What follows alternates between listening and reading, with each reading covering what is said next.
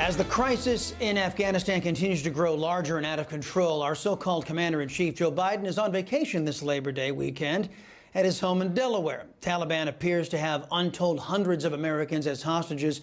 And let's not forget the crisis at our southern border, too, adding fears of a terror attack on the homeland as the 9/11 Day of Remembrance draws near.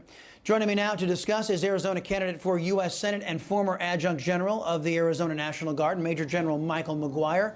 Also joining us shortly is former Defense Intelligence Agency intel officer and author of Putin's Playbook, Russia's Secret Plan to Defeat America, Rebekah Koffler. She'll be along to join us here in mere moments, we hope. In the meantime, General McGuire, you and I will start the conversation.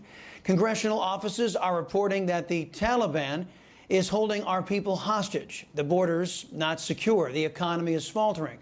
So Biden and his socialists are attacking Texas for protecting our babies. Makes me wish Biden opposed the Taliban as much as he and his party oppose Texans. What is your reaction on this Labor Day? Well, my reaction is, unfortunately, Chris, as I've said before, President Biden and his administration is derelict in their duty to protect our people and provide that as a primary duty as the chief executive. We saw with the fall of Kabul, when we opened up Bagram and the prisoners were released by the Taliban, we knew there would be problems. We know that we have a porous southern border. I've said it to you before, Chris. It is more easy right now to traffic a young girl into the sex trade in the southwest border in Arizona than it is for you to get lunch in Los Angeles. You aren't serious about protecting your people if that's the way you behave. Add to it, you now have 6,000 of the world's worst terrorists that are looking at this country as a target, and we need to close the border immediately for our safety and security.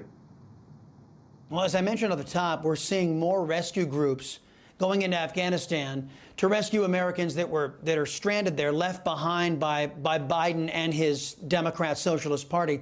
They're telling the press that Biden's estimated tally of no more than 200 Americans left behind is way, way low. I spoke with Texas Congressman Ronnie Jackson on my radio show earlier today, broke the news to me that he had a team on the ground that helped rescue 4 of his constituents across the border out of Afghanistan. You know, it's hard to imagine how Biden and his party could have failed more spectacularly in Afghanistan. What's your take?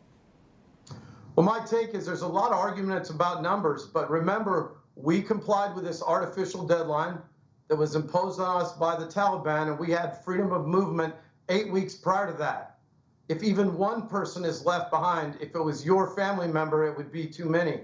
And this concept of flights being held hostage and others not being allowed to get out safely when we were promised they would be given safe passage is a complete travesty. And it's a proof that the President of the United States does not have the American people's interests first. And I fear that we're going to see broad actions around the world with all kinds of state actors and terrorist groups thinking they can take advantage of this due to weak leadership. You know, there are reports out there, General, about individuals who were brought in from Afghanistan who didn't have the proper vetting. Some individuals who are identifying themselves as military members said they witnessed individuals being shoved onto aircraft, no vetting.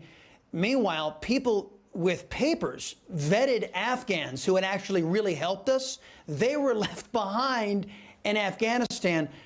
How concerned are you that this 120,000 individuals being brought in from Afghanistan, some of them weren't vetted, and that Biden and his team showed their usual care and concern for the safety of Americans, their usual care and concern, their inadequacies they showed in the pullout actually translated into the vetting process, and that we perhaps maybe let in through the front door individuals who are part of the Taliban or ISIS or Al-Qaeda?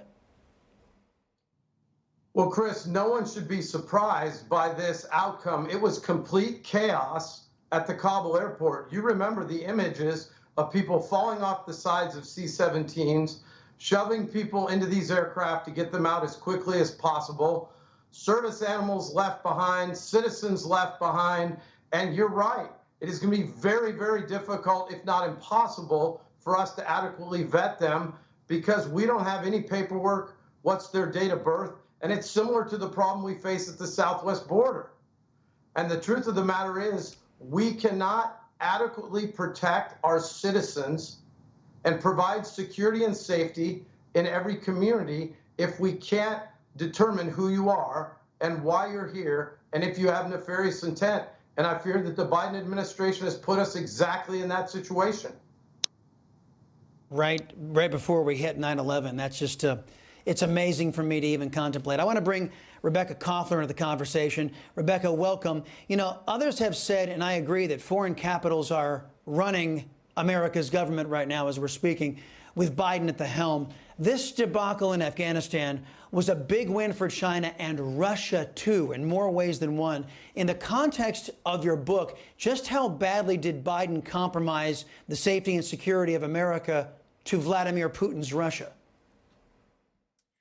Regretfully, Chris, the Biden administration has completely compromised both U.S. interests and a lot of U.S. capabilities, which eventually will be used by the Russians and by the Chinese against our troops and against our interests. Biden administration has ceded control to Taliban and to Russia in China in a very strategic area for the United States. Rebekah, I want to ask you, too, as you well know, Mr. Biden and his Democrat allies in Congress facilitated the leaving behind of all of these weapons in the hands of the terrorist Taliban. It's bad enough to arm terrorists ahead of the 9/11 commemoration. But as you well know, Russia is also in play. China is also in play with all of that weaponry, all of that technology we left over there. How concerned are you that we just gave a huge boost to Russia's military capability as they reverse engineer some of the weaponry that we left behind there in Afghanistan? Extremely concerned, Chris. In fact, Russia cannot wait to get its hands on that high-tech weaponry, because one of the things that Russia fears is U.S. military's kinetic superiority, conventional superiority.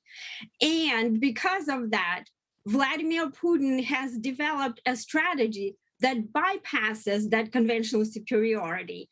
He developed a new warfare doctrine called controlled instability, with the help of which Russia plans to destabilize the United States. But now, not only they have developed asymmetric tools, President Biden has gifted to the Russians the high-tech know-how that the Russians, as you correctly pointed out, can replicate and eventually use against Americans. It's like a bad dream. It really is. Every day, a nightmare, rather. It gets worse and worse and worse. Thank you, Major General Michael McGuire and Rebekah Koffler. We appreciate your time here on the Salcedo Show on this Labor Day. Hey, I'm Rob Finnerty. Thanks for watching. If you enjoyed this video, please join the conversation in the comments below. Don't forget to subscribe, too. Hit the bell icon to be alerted to breaking news. And remember, there's a whole lot more on Newsmax TV, America's fastest growing cable news network. Newsmax TV, we're real news for real people.